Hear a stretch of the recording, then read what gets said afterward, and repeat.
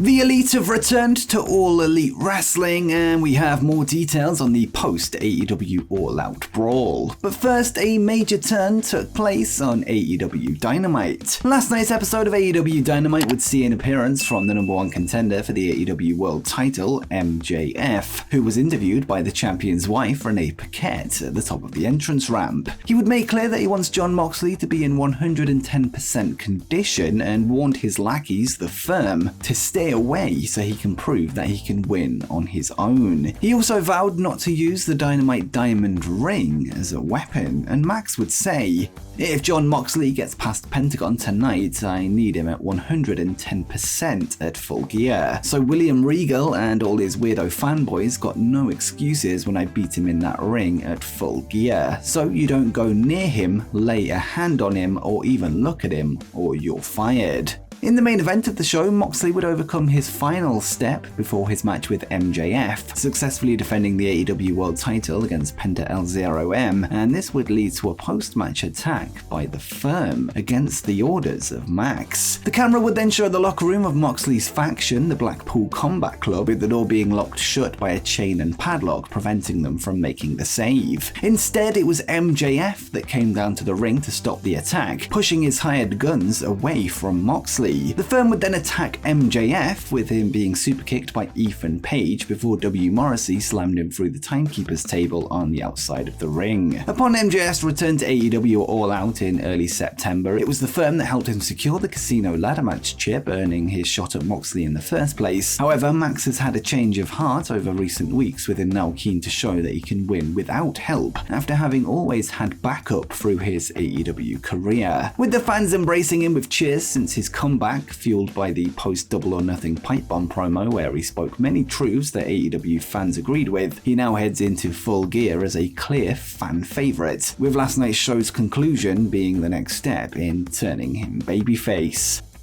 And next, a WWE star has reacted to a recent New Japan statement. In yesterday's news video, we would discuss a statement from New Japan Pro Wrestling that would discuss Carl Anderson's upcoming commitment with the company, with him originally being booked to appear on the Battle Autumn show to defend his Never Openweight title against former Bullet Club member Hikuleo, this on November 5th. Despite the booking, Anderson and Luke Gallows would return to WWE, with him now booked to appear on the Crown Jewel event that same day, leading to him publicly cancelling the NJPW appearance. The New Japan statement would say that should Anderson decide to renege on his scheduled championship match, he will be required to vacate the Never Openweight Championship and return the title belt to NJPW immediately. In response to this, Hikuleo, his opponent for the match, has called for Anderson to not be stripped of his title on Twitter, with him writing, "No vacancy needed, I'll wait," at Machine Gun Carl Anderson. Anderson would then reply by saying, "I'm not vacating anything, I'm the greatest Never Openweight champion of all time. I'll defend it on my time, get with my booking agent Luke Gallows. I'll see you then, Hikuleo."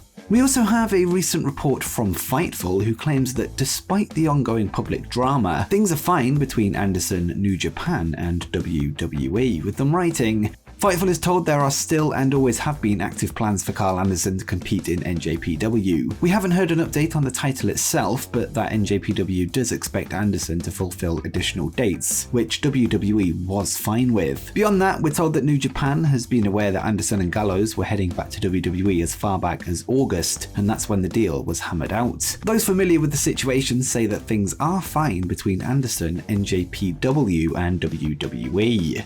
It's worth noting that the report doesn't say if New Japan knew Anderson would be double booked on November 5th, which does seem to be the main issue at hand. However, they did know the Good Brothers were set to return to WWE. It could also be a case that New Japan are using this controversy to raise awareness of their own brand, with it having been a topic of the news sites for the past few weeks.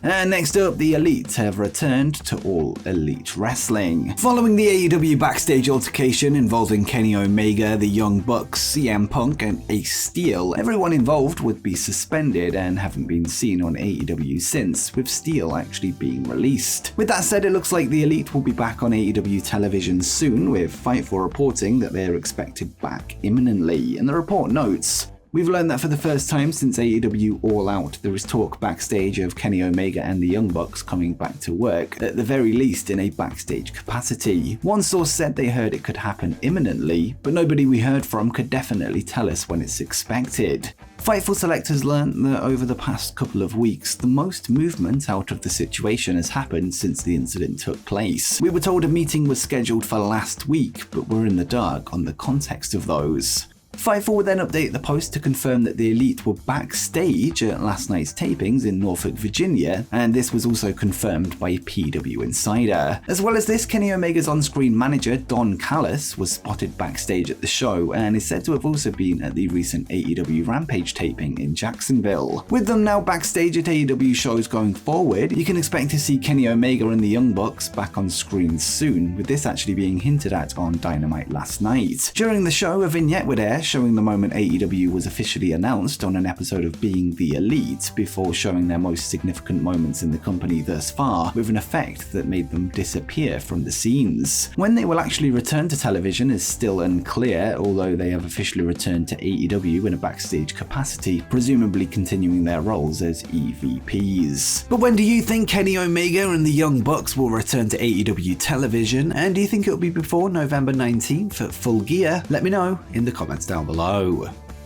And finally, we have more details on the post-AEW All Out Brawl. Now let's go to the other side of the ongoing drama in AEW, as more of CM Punk's side of the story is beginning to emerge. In the aftermath of the news that the Elite are heading back to AEW television, Nick Hausman of Wrestling Inc. would reach out to Punk's camp regarding the incident at last month's pay-per-view, with him receiving a response. The report reveals that Punk has yet to hear from AEW since the All Out media scrum, with Wrestling Inc. noting, "We've been told that AEW has not reached out to Punk since the incident following the All Out media scrum, in which Punk and his friends and trainer Ace Steel reportedly got into a backstage brawl with AEW EVPs Kenny Omega and the Young Bucks." Sources indicate that after the brawl, Punk was asked to stay quiet and agreed to do so. This information appears to contradict a recent report from Dave Meltzer, who revealed that CM Punk was in talks over a contract buyout, with the non-compete clause being the only issue stopping things progressing. There was no clarification on this matter in the report from Punk's side, with news that Punk hasn't heard from AEW, leaving the buyout story in doubt. Regarding the brawl itself, Punk's camp would reveal that as the Young Bucks stormed into the locker room, his dog Larry would be hit in the face and was injured in the process, and the report adds,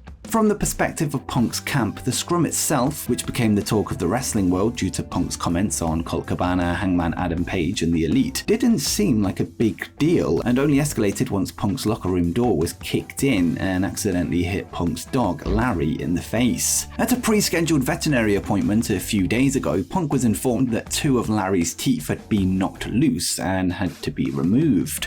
Wrestling Inc. has been told that Punk felt threatened and reacted in a legal way under Illinois Castle Doctrine laws, which allows for use of force in defense of a person in their dwelling. At this time, there is no litigation against Punk on behalf of anyone involved. It was also relayed to us that Steele's wife, Lucy, was in the room during the incident, but has not been interviewed as part of the internal investigation into the matter.